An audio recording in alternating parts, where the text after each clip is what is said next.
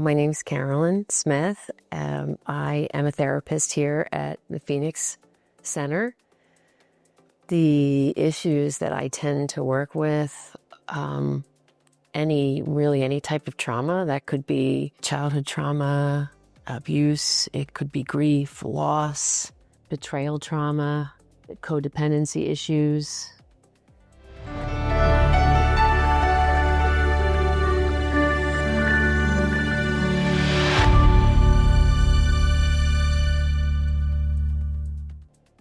Really events that change how we see ourselves, how we see the world. I even tend to see life transition, people that are struggling with, for example, a mother that has been a stay-at-home mom and raised her kids all those years, and then all of a sudden her kids go off and it's, who am I?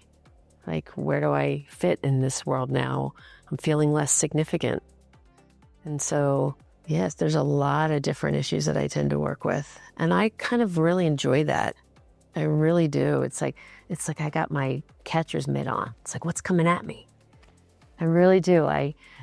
It just makes this field, this work, interesting, adventurous. It can be playful, it can be heavy, it can be sad, it can be happy and joyful and a lot of different things. I think that's why I love it so much. I just never know. And I don't really have an expectation, and I just, whatever's in front of me, I try and meet. And I would say my youngest thus far in my 5 years practicing has been 11. My oldest client has been 72. I've worked with individuals. I've worked with couples struggling with infidelity, again, betrayal trauma. I've worked with first responders. I spent quite a bit of time in the addiction field and worked in an inpatient setting during my internship years and stayed because originally I got into that field because I wanted to work with the families that were affected by the addiction and just fell in love with everybody involved. The person struggling with the addiction, the families that were affected by the addiction, and stayed for a good while in that inpatient setting. And before I went out on my own. And in that setting was where I got introduced to trauma. And that was really when it started for me. I had done my own healing work, had done some psychodrama, some EMDR for my own pain. And that was what made me want to go to school to be a therapist. And when I got into the addiction field and I didn't really think about getting into the trauma realm of it. And then I started helping and supporting the trauma group where I was working. And that was like, wow, like, why hadn't I thought it? Like, I just lit up because that work was like home to me. Because that work was so healing. It's like right now I can feel myself like filling up. I believe in it. And I would say the main thing that I believe in with any type of ACA, which is Adult Children of Alcoholics, it's a program to support people that were raised in a dysfunctional system where there maybe was addiction or maybe there was untreated mental illness, or somebody who experienced trauma. Or this work teaches and taught me and teaches others how to regulate self, how to cheerlead self, be there for self, support self. I did not know that was possible early on. And when I was introduced to that, I was like, wait, like what? Like I can do this for myself. And that was like, up until the age of 40, I was like, I don't know what I want to be when I grow up. I don't know what I want to be when I grow up. But my healing journey started in my early 40s. And I was like, I know now what I want to do. And that was only after quite many years of my own work. But yeah. And so what came from that was, EMDR training, psychodrama training, trauma-informed yoga, which has such a powerful way for us to, it is experiential in nature. And with experiential work, like I can sit here, and I'm not knocking CBT, but I can say, let's challenge that thought, right? But I could also pull from trauma-informed yoga and movement in psychodrama, one-on-one psychodrama, where we are engaging other senses. Like in trauma-informed yoga, we are moving the body with the breath, and we might be affirming our goodness. We can learn to feel safe in our body. We can learn how to be there for ourselves, support ourselves, regulate ourselves again.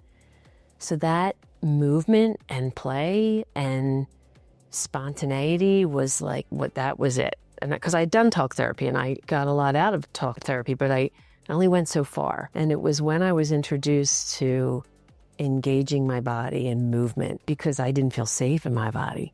So it made complete sense that when somebody said, let's do this, and I had agency over my movement and engaging my body in the healing process, it was like, what? Yeah.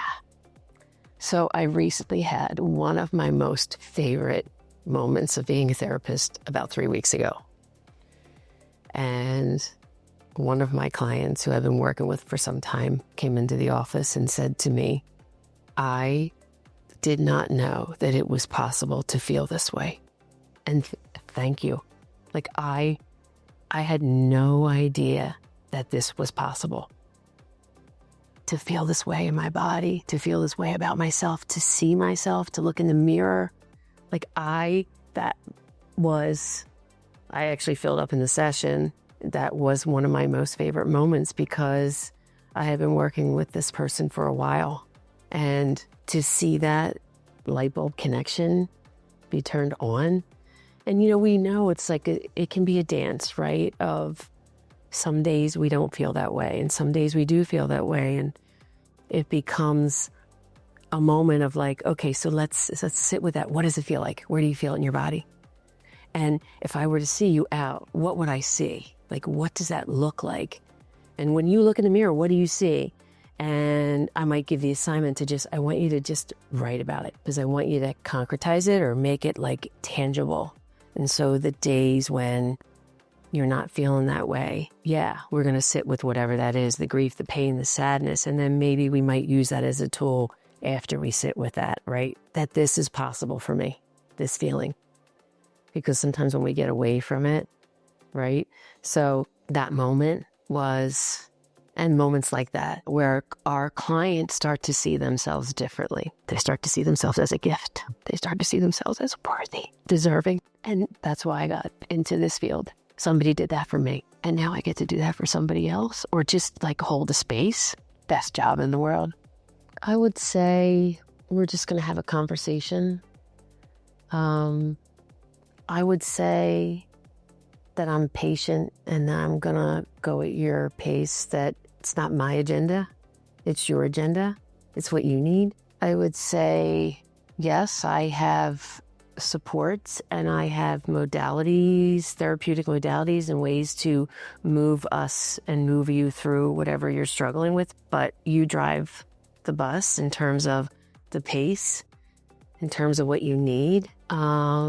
That I'm a patient woman and I am a caring woman, and I'm not threatening in any way, that I just want to help, and I want to help. And I also might challenge, and conversation. Let's talk. Let's just talk and just see how you feel about me, and we'll go from there. Nothing is, and I'm going to make a recommendation. If I'm not for you, somebody here will be. And I'll say, I know what making that first call feels like, and I'm with you. And there's no judgment.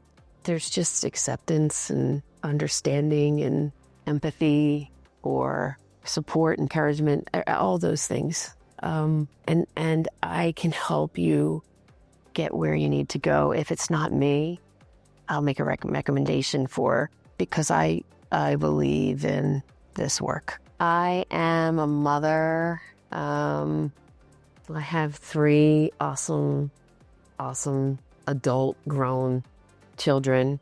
I'm a grandmother. I have 2 grandchildren. I am a fun person that likes to laugh. I like to try new things. I bought a ukulele. I haven't learned how to use it yet. It keeps staring at me in the corner of my home. I tried to teach myself on YouTube, but the whole mirror effect was messing with me, so I've decided I've got to take a lesson. I am a great friend. I love deeply. I am a loyal person. I am an honest person. I'm always learning. I'm forever a student. My favorite thing to say is that, I don't know. I don't know what the next life or next part, where we go or how we transition or leave this earth. But I have a feeling that wherever that is, I'm still going to be learning about myself. And I like that. I like learning about myself, and I'm open to continue to learn about myself. Feedback is very helpful for me because I always want to do better and show up in a way that's supportive. I love quietness. I like to be out in nature. I love meditation. I love yoga. Need to do more of it. And I'm saying a lot. I like to say I'm a person that likes to say First of all, I think it's awesome that you're watching this, that you're open to watching this. And if there is anything that you are struggling with, that you want support with, that help is out there. It's available. And it doesn't have to be scary. And it doesn't always have to be sad. Parts of it can be and will be, right? But we can hold space for both. I've learned that, the whole trauma, the body keeps the score thing, right? That the opposite of that is also true. If the body holds joy, the body holds so much goodness. And I think doing the work to get to that, because sometimes this is all we can feel because it's just so loud sometimes, this is also true. And it can also have a voice. And so I would say, make the call. Give me a shot. Give you a shot. Give you a shot.